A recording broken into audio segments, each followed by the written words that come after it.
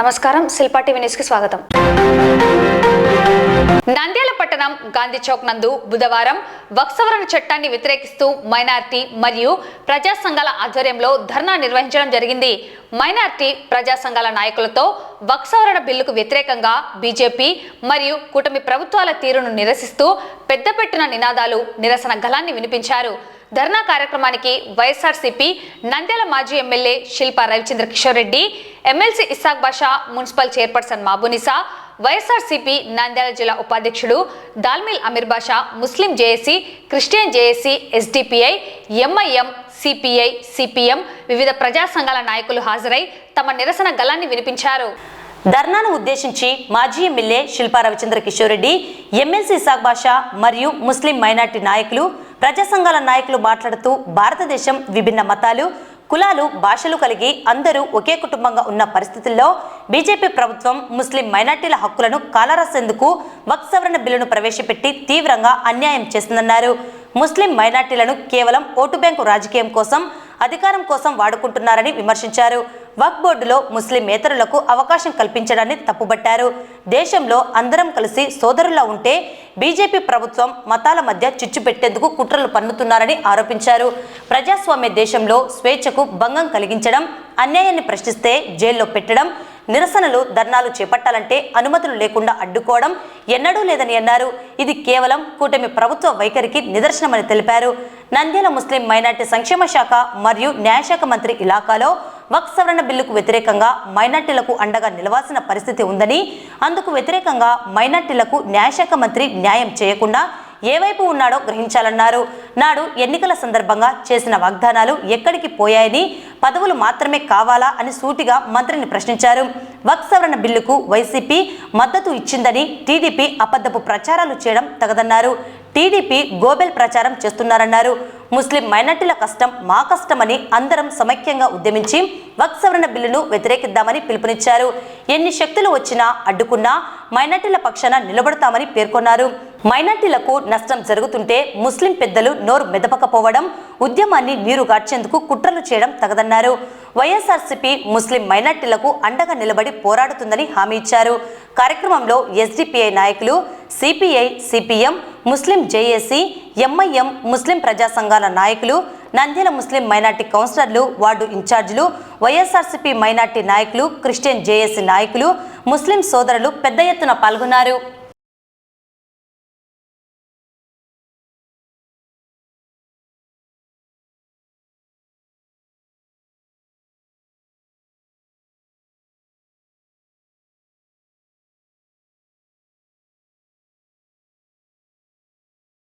నిజంగా మనందరం కూడా ఆలోచించుకోవాల్సినటువంటి సమయం.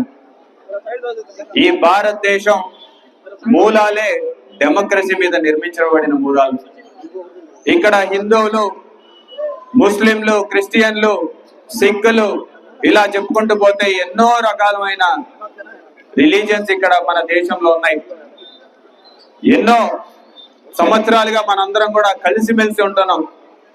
మరి ఈనాడు కొన్ని రాజకీయ పార్టీలు, ముఖ్యంగా ఈరోజు కేంద్ర ప్రభుత్వం వాళ్ళ ఓటు బ్యాంక్ రాజకీయాల కోసం, వాళ్ళ రాజకీయ ఉనికి కోసం ప్రజలందరినీ కూడా విడగొట్టడానికి ప్రయత్నం చేయడం నిజంగా చాలా బాధాకరమైన విషయం, చాలా దురదృష్టకరం.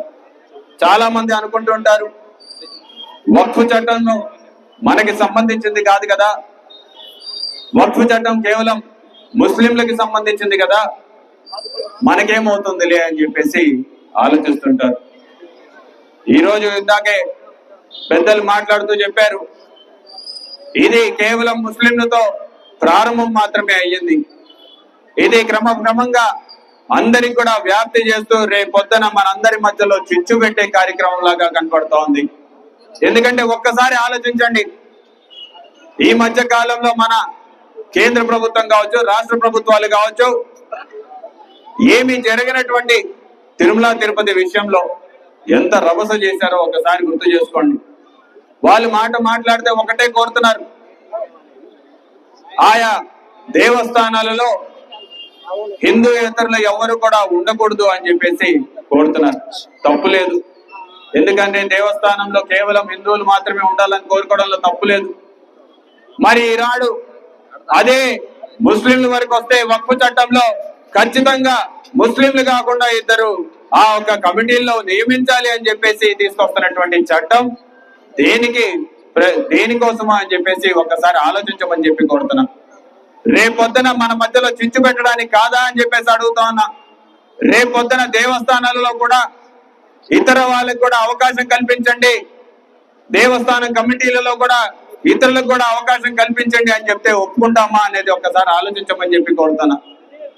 మరి ఈరోజు చర్చిల్లో కమిటీలు వేసుకున్నప్పుడు వేరే మతస్థుల్ని కూడా ఇద్దరికి అవకాశం కల్పించమని చెప్పేసి అడిగితే ఒప్పుకుంటామా అని చెప్పేసి ఒకసారి ఆలోచించమని చెప్పి కోరుతున్నా. ఇన్ని నాళ్ళు మనం అందరం కూడా సామరస్యంతో బతుకుతూ ఉన్నాం. ఎక్కడ కూడా ఒక చిన్న పొరపచ్చ లేకుండా అన్నా తమ్ముళ్ళు మాది కలిసిమెలిసి ఉంటున్నాం. ఈ యొక్క చట్టాల ద్వారా మనందరినీ కూడా విడదీయాలి అని చెప్పేసి ప్రయత్నం జరుగుతోంది. కేవలం ఓట్ల కోసం, రాజకీయాల కోసం మన మధ్యలో చిచ్చు పెట్టే ప్రయత్నం జరుగుతోంది. దీన్ని మనందరం కూడా ఖండించాల్సిన అవసరం ఉంది. ముఖ్యంగా మీరు గమనిస్తూ ఉన్నారు, మనం కేవలం శాంతియుతంగా ఒక నిరసన కార్యక్రమం తెలియజేయడానికి మనం అడుగుతూ ఉన్నాం. మొన్న జరిగినటువంటి జేఏసీ ఆధ్వర్యంలో కార్యక్రమం కోసం ఎన్నాళ్ళు ఎదురు చూడాల్సి వచ్చింది, పర్మిషన్లు అని చెప్పుకుంటూ ఎన్నాళ్ళు ఆలస్యం చేశారో ఒకసారి ఆలోచించమని చెప్పి కోరుతున్నా. మరి గతంలో వైఎస్ఆర్ కాంగ్రెస్ ప్రభుత్వం అధికారంలో ఉన్నప్పుడు, మేము ఎమ్మెల్యేగా ఉన్నప్పుడు సిఏఏ చట్టం తీసుకొచ్చినాడు. ఎవరైనా సరే మనము పోలీస్ స్టేషన్ల చుట్టూ తిరగాల్సిన పని వచ్చిందా అని చెప్పేసి ఒకసారి ఆలోచించమని చెప్పి కోరుతున్నా. ఆ రోజు ఎవరైనా పర్మిషన్ల గురించి అడిగినారా అని చెప్పేసి ఆలోచించమని చెప్పి కోరుతున్నా. ఆ రోజు మన స్వేచ్ఛకి భంగం కలగకుండా ఎక్కడ నిరసన తెలియజేయాలన్నా సరే, ఎక్కడ ప్రజలు వాళ్ళ ఒక గలం విప్పాలన్నా సరే ఎవరు కూడా అణిచివేసే దాఖలాలు లేవు. కానీ దురదృష్టం ఏంటంటే ఈ రోజు మనం మైనార్టీ శాఖ మంత్రులు ఇలాకాలో ఉన్నాం. అలాగే లా మినిస్టర్ కూడా, అంటే న్యాయ శాఖ మంత్రులు కూడా వారే ఉన్నారు. మరి ఈ రోజు మైనారిటీల కోసం న్యాయం చేయ అంటే ఈ రోజు మాట్లాడే పరిస్థితుల్లో వాళ్ళు లేరు. మైనారిటీలకి వ్యతిరేకంగా ఒక చట్టం తీసుకొస్తే ఆ చట్టానికే ఆయన కూడా మద్దతు పలకడం ఎంతవరకు సమంజసం అని చెప్పేసి ఒకసారి ఆలోచించమని చెప్పి ఈ రోజు నేను మీ వాడిని, నన్ను చూసి ఓటేయమని చెప్పేసి మీరు ఎలక్షన్ లో అడిగినప్పుడు ఆనాడు మీరు చెప్పినటువంటి వాగ్దానాలు ఒకసారి గుర్తు తెచ్చుకోమని చెప్పేసి కోరుతున్నా. నాకు చివరి అవకాశం, నేను మీ వాడినయ్యా, నన్ను గెలిపించమని చెప్పేసినప్పుడు ఈ రోజు వాళ్ళ చట్టాన్ని మనం వ్యతిరేకించాలి, మన గలాన్ని నొక్కే ఒక చట్టాన్ని తీసుకొస్తున్నారు, మీరు బయటికి రండి అంటే ఈ రోజు కనపడని పరిస్థితుల్లో ఈ రోజు తెలుగుదేశం నాయకులు దాక్కుంటూ ఉన్నారు. మరి మంత్రి గారు వచ్చి బయట మాట్లాడాల్సిన పరిస్థితి, మంత్రి గారు వచ్చేసి మైనార్టీలకు అందరికీ సమాధానం చెప్పాల్సినటువంటి పరిస్థితి. ఈ రోజు మైనార్టీ ఓట్లతోటి గెలిచి న్యాయ శాఖ కూడా మంత్రిగా ఉన్న మీరు ఈ రోజు వారికి న్యాయం చేయమని చెప్పేసి వాళ్ళు అడుగుతూ ఉంటే ఎక్కడున్నారు మంత్రి గారు అని చెప్పేసి న్యాయం చేయరా అని చెప్పేసి అడుగుతా ఉన్నా. ఈ రోజు మీకు ముస్లిం మైనార్టీ యొక్క హక్కుల కంటే మీ యొక్క పదవులే ముఖ్యమా అని చెప్పేసి అడుగుతా ఉన్నా. తెలుగుదేశం పార్టీకి మాత్రం మైనార్టీల పట్ల చిత్తశుద్ధి లేదన్నది మొదటి నుంచి చెప్తూ ఉన్నాం. 2014లో వాళ్ళు ఎన్నికైనప్పుడు కనీసం మైనార్టీ శాఖకి ఒక మైనార్టీని మంత్రిగా కూడా నియమించని పరిస్థితి మనందరం కూడా గుర్తుపెట్టుకోవాలి. మరి ఈ రోజు తెలుగుదేశం పార్టీ నాయకులు మనకి న్యాయం చేస్తారు అనుకోవడం మన పొరపాటే అవుతుంది తప్పితే మనందరం కూడా పప్పులో కాలేసిన వాళ్ళం అవుతాం తప్పితే వాళ్ళు ఎటువంటి చర్యలు చేపట్టారు. మైనార్టీలకి వ్యతిరేకమా ఎటువంటి చట్టం వచ్చినా సరే, అది సిఏఏ కావచ్చు, లేకపోతే ఈనాడు వక్ఫ్ కావచ్చు, దానికి వ్యతిరేకంగా మేము గలం విప్పుతాము. ఇక్కడ డెమోక్రసీ యొక్క రూట్స్ ని ఎవరైనా సరే పెకిలించాలని చూస్తే దానికి వ్యతిరేకంగా మేము మాట్లాడుతాము అని చెప్పేసి ఈ రోజు లోక్సభలో మిథున్ రెడ్డి గారు, రాజ్యసభలో వైవి సుబ్బారెడ్డి గారు ఇద్దరు కూడా వక్ఫ్ చట్టానికి వైఎస్ఆర్ కాంగ్రెస్ పార్టీ వ్యతిరేకిస్తుందని చెప్పేసి చెప్పడం జరిగింది. కానీ మీరు సోషల్ మీడియాలో ఏం చూస్తున్నారు, అబద్ధాలు చెప్పడానికి ప్రయత్నం చేస్తున్నారు. మేము కూడా అనుకుంటుంటాం, రాజ్యసభలో వైవి సుబ్బారెడ్డి గారు మాట్లాడిన వీడియో బయటికి రాకపోయింటే మన పరిస్థితి ఎలా ఉండేది అని చెప్పేసి మేము కూడా ఆలోచిస్తూ ఉన్నాం. ప్రజల ఒక గొంతు నొక్కడానికి వాళ్ళ దగ్గర అన్ని రకాల వాళ్ళకి అవకాశాలు ఉన్నాయి. మరి ఈ రోజు వైవి సుబ్బారెడ్డి గారు ఒక్కసారి ఆ వీడియో చూడమని చెప్పేసి అందరినీ కూడా కోరుతున్నా. మరి దాన్ని కూడా మాయ మాటలు చెప్పేసి తప్పుదారి పట్టించాలని చెప్పి చూస్తున్నారు. వీళ్ళకి ఇదేం కొత్త కాదు. ఎలక్షన్ల అప్పుడు ఎన్ని మాయ మాటలు చెప్పినారో ఒక్కసారి గుర్తు తెచ్చుకోండి. 30,000 మంది మహిళలు మాయమైపోయినారు అని చెప్పారు. 30,000 మంది మహిళలు ఇప్పుడు ఆడిపోయినారంటే మాట్లాడటం లేదు. షిప్ కొద్ది టన్నుల కొద్ది డ్రగ్స్ తీసుకొచ్చినారని చెప్పినారు. ఆ డ్రగ్స్ గురించి ఈ రోజు మాట్లాడటం లేదు. మరి ఈ రోజు వైవి సుబ్బారెడ్డి గారు రాజ్యసభలో మాట్లాడిన దాన్ని కూడా మీ అందరి కోసం ఒక క్లిప్ ఈ రోజు ప్లే చేస్తున్నాం. ఒక్కసారి వినమని చెప్పేసి కోరుతున్నాం.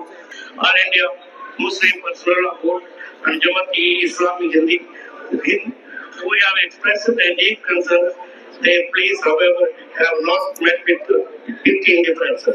This bill does not address their grievances. Instead, it threatens to undermine the constitutional property rights of video మేము ఇక్కడ ప్లే చేయడమే కాదు, యూట్యూబ్ లోకి వెళ్ళేసి ఏ ముస్లిం సోదరుడు కావచ్చు లేకపోతే ఎవరు చూడాలనుకున్నా సరే ఒక్కసారి చూడమని చెప్పి కోరుతున్నా. అంటే గోబెల్స్ ప్రచారం అని చెప్పేసి ఈ రోజు చంద్రబాబు నాయుడు గారికి పేరుంది. ఈ రోజు ఆయన నిజం కానిది కూడా నిజం అని చెప్పి నమ్మించే శక్తి ఈ రోజు వాళ్ళకు ఉంది. ఈ రోజు వాళ్ళ మీడియా ఛానల్ కావచ్చు, లేకపోతే వాళ్ళ సోషల్ మీడియా కావచ్చు, లేకపోతే ఇతర శక్తులన్నీ కూడా ఏకమయ్యి ఈ రోజు దాన్ని నిజం కాదు అని చెప్పడానికి ఎన్నో ప్రయత్నాలు చేస్తున్నారు. కానీ రాజ్యసభ సాక్షిగా వైవి సుబ్బారెడ్డి గారు వైఎస్ఆర్ కాంగ్రెస్ పార్టీ ఏం చెప్తుందో అనేది చాలా స్పష్టంగా చెప్పారు. ఒకటే ఆలోచించమని చెప్పి కోరుతున్నా. ఈ రోజు దీన్ని తేలిగ్గా తీసుకుంటే రేపు పొద్దున సిఏఏ చట్టం అని చెప్పి మళ్ళీ తీసుకొస్తారు, లేకపోతే ఇంకొక చట్టాన్ని తీసుకొస్తారు. మనందరినీ విడగొట్టే ప్రయత్నాలు చేస్తూ ఉంటారు. ఒకటే కోరుతున్నాను, మీరందరూ కూడా ఎన్నో దశాబ్దాలుగా నంద్యాలలో సుఖశాంతంగా ప్రశాంతంగా మనం అందరం కూడా నివసిస్తున్నాం. హిందువులు, ముస్లింలు, క్రిస్టియన్లు అందరూ కలిసి మెలిసిగా ఈ రోజు మనం అందరం కూడా నివసిస్తూ ఉన్నాం. మరి ఈరోజు ముస్లిం సోదరులకి కష్టం వస్తే ఖచ్చితంగా మేము మీ వెంట ఉంటాము అని చెప్పేసి ఈ సందర్భంగా మీ అందరికి కూడా మాటిస్తున్నాం. మీ కష్టం మా కష్టం అని చెప్పి కూడా ఈ సందర్భంగా తెలియజేస్తున్నాం. మేమే కాదు, మా పార్టీయే కాదు, అవసరమైతే అందరిని కూడా కలుపుకొని ఈ రోజు ముందుకు తీసుకెళ్తాము. మీ అందరికీ కూడా అండగా నిలిచే బాధ్యత నంద్యాలలో మేము తీసుకుంటామని చెప్పేసి కూడా ఈ సందర్భంగా తెలియజేసుకుంటూ ఒకటే కోరుతున్నా, ఎన్ని శక్తులు అడ్డొచ్చినా సరే, ఎంత మంది అడ్డొచ్చినా సరే ఈ రోజు మీరందరూ కూడా ఇక్కడికి రావడం చాలా సంతోషంగా ఉంది. ఒకటే ఆలోచించండి, ఈ రోజు చాలా మంది పెద్ద మనుషులు మసీదుల్లో మనకే మద్దతుగా చెప్పాల్సిన పరిస్థితుల్లో మసీదుల్లో రావద్దండి, వెళ్ళొద్దండి అని చెప్పేసి ఈ రోజు ప్రచారం చేయడం ఎంతవరకు సమంజసం, ఎంతవరకు న్యాయం అని చెప్పేసి ఈ రోజు నేను అడుగుతా ఉన్నా. ఈ రోజు ప్రతి ఒక్కరికి ఫోన్లు చేయడం, మీరు ఆ మీటింగ్ కి వెళ్ళకండి, మీకోసం మేము అండగా నిలుస్తాం. అండగా నిలిచే వాళ్ళైతే ఇప్పటిదాకా ఎందుకు గొంతు విప్పలేదయ్యా అని చెప్పేసి మేము అడుగుతా ఉన్నాము. ఎందుకు దాని గురించి మాట్లాడటం లేదు, ఎందుకు బయటికి వచ్చేసి ప్రజల మధ్యలో నిల్చొని దాని గురించి చర్చించడం లేదు అని చెప్పేసి ఈ రోజు మేము అడుగుతా ఉన్నాం. నిజంగా ఈ రోజు పోలీసులకి పర్మిషన్ కోసం మేము ఎందుకు అప్లై చేసుకోవాలని చెప్పి కూడా మేము అడుగుతా ఉన్నాం. ఇది మా హక్కు కాదా, ప్రజాస్వామ్యం కల్పించిన హక్కు కాదా అని చెప్పేసి నేను అడుగుతా ఉన్నా. ఈ రోజు 5 మందితో ఒక ధర్నా చేయాలంటే పర్మిషన్ కావాలంట, 10 మందితో ఒక ధర్నా చేయాలంటే పర్మిషన్ కావాలంట, లేకపోతే మనం ఏ కార్యక్రమం చేయాలన్నా సరే పర్మిషన్ కావాలంట. మరి గతంలో ఈ పరిస్థితి ఉండేదా అనేది ఒక్కసారి ఆలోచించమని చెప్పి కోరుతున్నా. ఎన్నోసార్లు ధర్నాలు చేస్తే, ఆఖరికి ఇంటికాడ కూడా ధర్నాలు చేస్తే కూడా ఎవరిని ఎక్కడా కూడా ఇబ్బంది పెట్టనటువంటి ప్రభుత్వం మీరందరూ కూడా చూశారు. మరి ఈనాడు చిన్నగా నిరసన తెలియజేసుకుంటాం గాంధీ గారికి, మీరెట్లాగో మా మాట వినడం లేదు, మీరెట్లాగో మాకు మీ చెవులు మా మాటలు వినిపించడం లేదు, ఆయన కన్నా మొరపెట్టుకుంటామని చెప్పేసి ఇక్కడికి వస్తే దీనికి కూడా ఆంక్షలు విధించడం ఎంతవరకు సబబు అని చెప్పేసి నేను అడుగుతా ఉన్నా. మరి ఆలోచించాలి. మీరందరూ కూడా ఎంతో మంది, నాకు బాగా గుర్తు, ఎలక్షన్లప్పుడు నాకు తెలిసినంత వరకు మైనార్టీల్లో కొంతమందిని వాళ్ళు మభ్యపరచడం కోసం ఈ ఆఖరి అవకాశం నాకు ఇవ్వండి అంటే మీరు ఇచ్చారు కూడా. ఎందుకంటే న్యాయం చేస్తారేమో అని ఒక నమ్మకంతో ఇచ్చారు. మరి ఈ రోజు మీకు అవసరం పడినప్పుడు వాళ్ళు ఎక్కడికి పోయారు అని చెప్పేసి ఒకసారి ఆలోచించమని చెప్పేసి కూడా కోరుతున్నా. మరి ఈ సందర్భంగా కాకపోతే ఇప్పుడు మన కోసం పనిచేయకపోతే భవిష్యత్తులో మనకి ఎప్పుడు బయటికి వస్తారు, ఎప్పుడు మన కోసం నిలబడతారు అని చెప్పేసి కూడా ఈ సందర్భంగా నేను అడుగుతున్నా. పోలీస్ యాక్ట్ 30 కూడా ఎన్నో రోజుల నుంచి ఉంది అని చెప్పేసి 1 ఇయర్ నుంచి ఈ ప్రభుత్వం అధికారంలోకి వచ్చినప్పటి నుంచి పోలీస్ యాక్ట్ ని పెట్టేసి ఏ చిన్నదానికైనా సరే మీరు పర్మిషన్లు తీసుకోవాలి, మీరు ధర్నాలు చేయకూడదు, మీరు కూర్చోకూడదు అని చెప్పేసి వాళ్ళ మీద ప్రెషర్ తీసుకురావడం ఎంతవరకు సబబు అని చెప్పేసి అడుగుతున్నా. ఈ రోజు పోలీసులని వాళ్ళ పని వాళ్ళని చేసుకోనియకుండా కేవలం ప్రతిపక్షాల గొంతు నొక్కడానికి వాళ్ళని ఉపయోగించుకోవడం ఎంతవరకు సబబు అని చెప్పేసి నేను అడుగుతా ఉన్నా. మరి ఆ 30 యాక్ట్ ని ఎప్పుడు ఎత్తేస్తారు, ఎప్పుడు ప్రజలకి స్వేచ్ఛని ఇస్తారు అని చెప్పేసి కూడా ఈ రోజు మేము మిమ్మల్ని ప్రశ్నిస్తూ ఉన్నాం. ఈనాడు అన్ని పార్టీలు కూడా ఇక్కడికి వచ్చి సిపిఐ కావచ్చు, సిపిఎం కావచ్చు, మన ఎంఐఎం కావచ్చు, లేకపోతే ఎస్డిపిఐ వాళ్ళు కావచ్చు, అలాగే జేఏసీ పెద్దలు కావచ్చు, తర్వాత మన ఐయుఎంఎల్ పెద్దలు కావచ్చు, క్రిస్టియన్ జేఏసీ వాళ్ళు కావచ్చు, కమ్యూనిస్ట్ నాయకులు అందరూ కూడా ఒక పిలుపు మేరకు ఇక్కడికి వచ్చి, ఎందుకంటే వీళ్ళందరూ కూడా మనకి ఒక పిలుపు మేరకు ఇక్కడికి ఎందుకు వచ్చారంటే కేవలం ప్రశ్నించడం కోసం. ఈ రోజు ఆ ప్రశ్నించే హక్కు కూడా మనకి లేకుండా చేస్తూ ప్రతి దానికి కూడా మనకు అడ్డుపడడం ఎంతవరకు సబబో ఒకసారి ప్రజలందరూ కూడా ప్రశ్నించమని చెప్పి కోరుతున్నా. ఈ రోజు స్వేచ్ఛగా మనం మాట్లాడే పరిస్థితి లేదు, స్వేచ్ఛగా మనకు కావాల్సిన మన భావాలని సోషల్ మీడియాలో వ్యక్తపరిచే పరిస్థితి లేదు. సోషల్ మీడియా మీద ఏదైనా చిన్న పోస్ట్ పెడితే ఈ రోజు కేసులు వేసి లోపల పెట్టేటువంటి పరిస్థితి. ఆఖరికి మన నంద్యాలలో ఈ ప్రభుత్వం వచ్చిన తర్వాత ఎంతమంది మైనార్టీ నాయకుల మీద కేసులు పెట్టినారు, ఎంతమంది మీద రౌడీ షీట్లు ఓపెన్ చేసినారో ఒక్కసారి ఆలోచించమని చెప్పేసి కోరుతున్నా. మరి ఈ రోజు జైళ్ళకు పంపించాలని చెప్పేసి ప్రయత్నం చేస్తారు. వాళ్ళు చేసిన తప్పు ఏందయ్యా అంటే ప్రభుత్వాన్ని ప్రశ్నించడం. ప్రభుత్వాన్ని ప్రశ్నిస్తే మన అందరినీ ఈ రోజు బొక్కలో దోస్తారు అంట. మరి ఎన్నాళ్ళు ఆపగలుగుతారు అని చెప్పేసి నేను అడుగుతా ఉన్నా. ఈ రోజు మీరు అందరూ ఆపడానికి ప్రయత్నం చేశారు. నిన్న జేఏసీ ఆధ్వర్యంలో బ్రహ్మాండమైన ర్యాలీ చేసి ఈ రోజు ప్రజలు తమ గొంతును వెలిగించినారు. ఈ రోజు ఆపనికి ప్రయత్నం చేశారు, అయినా సరే ప్రజలు తరలి వచ్చారు. రేపు మీరు ఆపనికి ప్రయత్నం చేస్తారు, రేపు ఇంతకంటే పెద్ద ఉత్సాహంతో ఇంకా ఎక్కువ మంది కూడా బయటకు వస్తారు. ప్రజలు ప్రశ్నిస్తూనే ఉంటారు. ఎవరు కూడా భయపడే ప్రశ్నే లేదు. ఈ ప్రభుత్వానికి ఎవరు కూడా భయపడరు. ఈ ప్రభుత్వానికి వ్యతిరేకంగా మేమందరం పనిచేస్తామని చెప్పేసి కూడా తెలియజేసుకుంటూ ఇది ఒకటే చెప్తా ఉన్నా. ఈ రోజు మా చిత్తశుద్ధికి నిదర్శనం సుప్రీం కోర్టులో మన పార్టీ వైఎస్ఆర్ కాంగ్రెస్ పార్టీ తరఫున ఈ వక్ఫ్ బిల్లుకి వ్యతిరేకంగా సుప్రీం కోర్టులో మేము సుప్రీం కోర్టుకి వెళ్ళామని చెప్పేసి తెలియజేసుకుంటూ ఉన్నా. మరి ఇవన్నీ కూడా మా పార్టీకి ఉన్నటువంటి చిత్తశుద్ధి, మా నాయకుడికి ఉన్నటువంటి చిత్తశుద్ధి. జగన్మోహన్ రెడ్డి గారి నినాదం కూడా మొదటి నుంచి ఒకటే చెప్తున్నారు, నా ఎస్సీ, నా బీసీ, నా మైనారిటీ అని చెప్పడమే కాదు ఈ రోజు చేసి చూపిస్తున్నారు. ఎవరు నిజమైన ప్రజాపక్షమో ఒక్కసారి ఆలోచించమని చెప్పేసి కూడా కోరుకుంటూ మరి ఇక్కడికి విచ్చేసిన పెద్దలందరికీ కూడా మరొకసారి ధన్యవాదాలు తెలియజేసుకుంటూ, ఇటువంటి ఆపద సమయంలో మైనార్టీలకు మేముంటాము.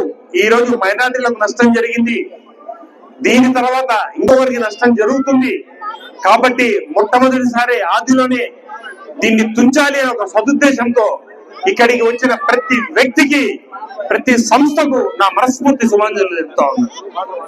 ముఖ్యంగా మనం ఈ వక్ఫ్ బోర్డ్ అమెండ్మెంట్ బిల్లు యాక్ట్ అయిన తర్వాత దీంట్లో ఉండే నష్టాలను తెలుసుకోవాల్సిన అవసరం ఎంతైనా ఉంది.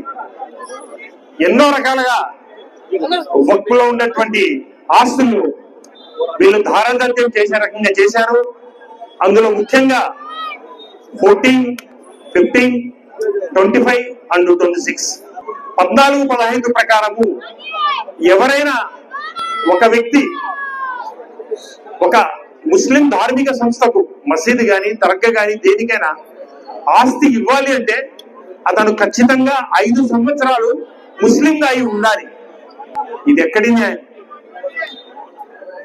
నేను ఒక టెంపుల్కి ఇవ్వాలి అనుకుంటారు, ఒక చర్చికి ఇవ్వాలి అనుకుంటారు.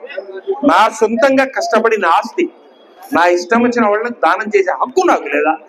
ఇది భారతదేశంలో నాకు రాజ్యాంగం ఇచ్చిన రైట్ కాదా? నా ఆస్తిని నేను ఇవ్వడానికి మీ లిమిటేషన్స్ అవసరమా? ఇదే మీరు చేసేది. 5 సంవత్సరాలు ముస్లింగా ఉండాలా? సరే, దాని ప్రకారం అయితే ఒక గురుద్వారాకి ఇవ్వడానికి కండిషన్ లేదే, ఒక చర్చికి ఇవ్వడానికి కండిషన్ లేదే, ఒక టెంపుల్కి ఇవ్వడానికి కండిషన్ లేదే, కేవలం వక్ఫ్ బోర్డుకి మాత్రమేనా ఈ కండిషన్? ఏమి న్యాయం? వక్ఫ్ బోర్డులో ఎన్ని రకాలుగా మీరు చేస్తా ఉన్నారు, ఎన్ని రకాలుగా చేస్తున్నారు. వక్ఫ్ బోర్డు అధికారాలు, వక్ఫ్ ట్రిబ్యునల్ తగ్గిస్తా ఉన్నారు. ఒక కలెక్టర్ కు 25-26 ప్రకారం కలెక్టర్ కు అధికారాలు ధారాదత్తం చేశారు మీరు. ఒక వక్ఫ్ బోర్డు ప్రాపర్టీ వర్సెస్ గవర్నమెంట్ ఒక క్లాష్ ఉంటే కలెక్టర్ ఎవరి తరఫున ఉంటాడు? గవర్నమెంట్ తరఫున ఉంటాడు, రెవెన్యూ తరఫున ఉంటాడు. ఎన్నోసార్లు సుప్రీంకోర్టు క్లియర్ గా చెప్పింది అది కాదు అని. అయినా మీరు మీ రాక్షస బలంతో బిల్లును యాక్ట్ చేసుకుంటా పోతారా?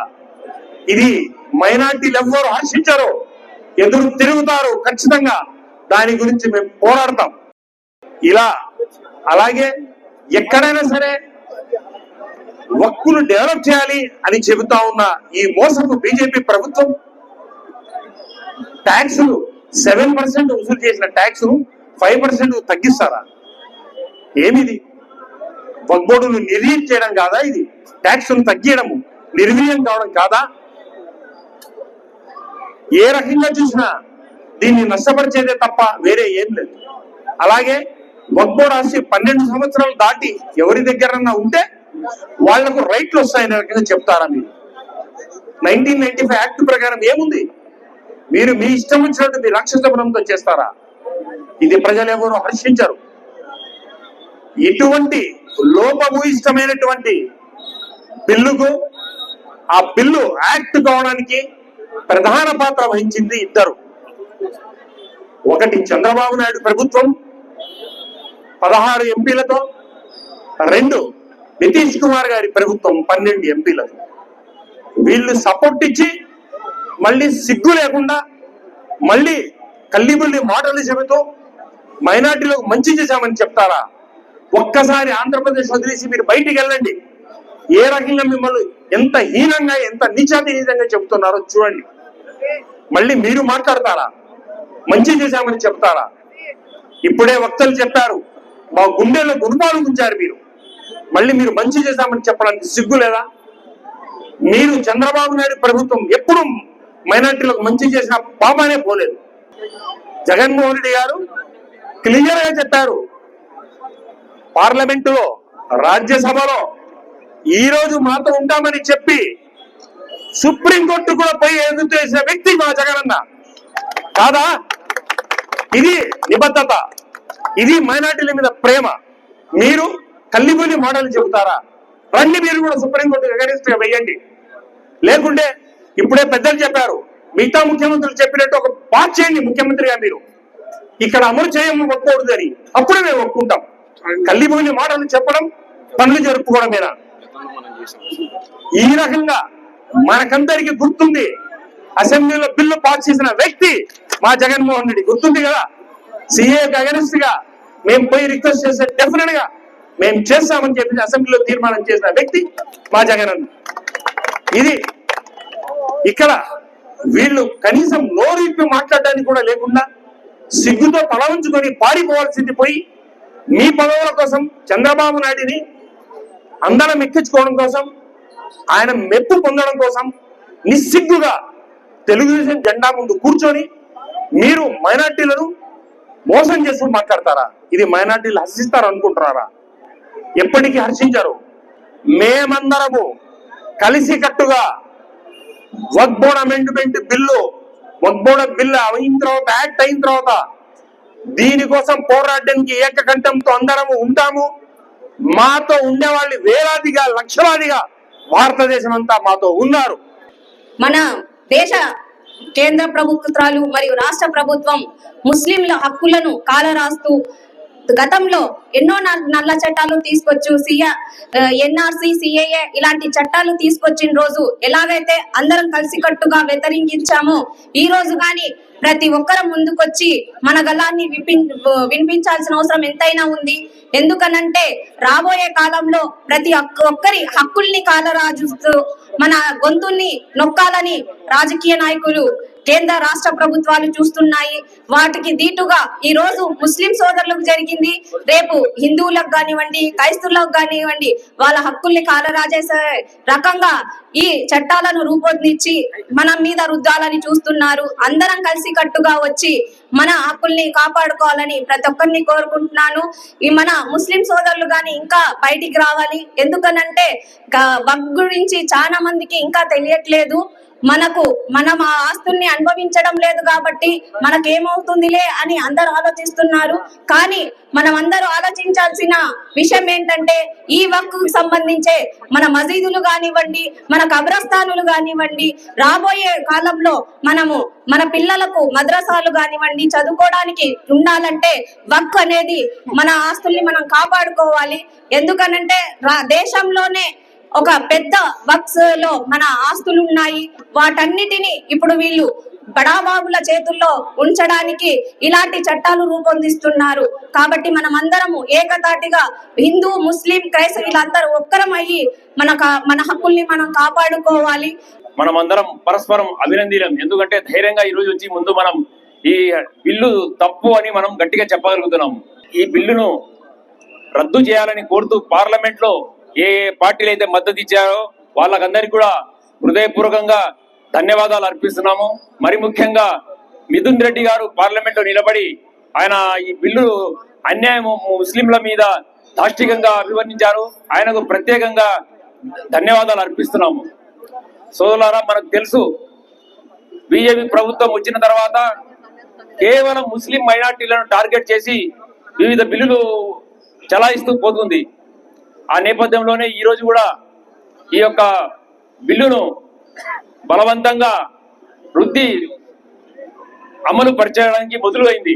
అయితే మనం అనుకున్నాము ఆంధ్రప్రదేశ్, బీహార్ రాష్ట్రాలు మనకు తప్పనిసరిగా ఆచరిస్తాయి. ఎందుకంటే ఈ రెండు ఊత కట్టెల మీదనే బీజేపీ ప్రభుత్వం నడుస్తుంది కాబట్టి వీళ్ళిద్దరూ తప్పనిసరిగా మనకు బుజ్జగిస్తున్నారు. మేము మైనార్టీ మేము మైనార్టీలకు ఆప్తీయులము, మైనార్టీలకు వెంట ఉంటాము అని వీళ్ళు కళ్ళబుల్లి కబిర్లు చెప్తున్నారు. కాబట్టి వీళ్ళందరినీ నమ్మినాము. కానీ నమ్మిన మన గొంతు నిర్దాక్షిణంగా కోసేసి రెండు పార్టీలు ఈ బిల్లును వైభవంగా జయించినట్టు కృషి చేసినారు.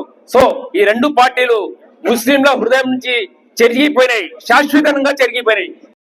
ఏదైతే ఈ వక్ఫ్ సవరణ చట్టం 2024 ఈ యొక్క బీజేపీ గవర్నమెంట్ నియంతృత్వంగా కేవలము ముస్లింలను అణచివేయాలి, ముస్లింలను అనగదొక్కాలి మరియు వీళ్ళ యొక్క వక్ఫ్ ఆస్తులను కబలించాలనే ఏకైక దురుద్దేశంతో ఈ వక్ఫ్ సవరణ చట్టాన్ని తీసుకొచ్చింది.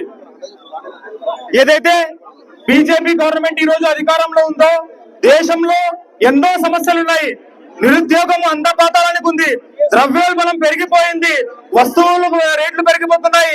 అవేం సమస్య లేనట్టు కేవలము వక్ఫ్ సమస్య ఈ దేశంలో ఉన్నట్టు మొండి వైఖరితో ఈ రోజు ఈ నల్ల చట్టాన్ని తీసుకొచ్చింది. ఆంధ్రప్రదేశ్ ప్రతిపక్ష నాయుడు జగన్మోహన్ రెడ్డి గారి కూడా అభినందన. ఎందుకంటే ఆయన కూడా ఒకటే అంటారు, వక్ఫ్ సవరణ చట్టానికి ముందర మేము ఖచ్చితంగా ఈ సవరణ చట్టానికి వ్యతిరేకంగా ఉన్నామని అదే మాట మీద ఈ రోజు నిలబడ్డారు.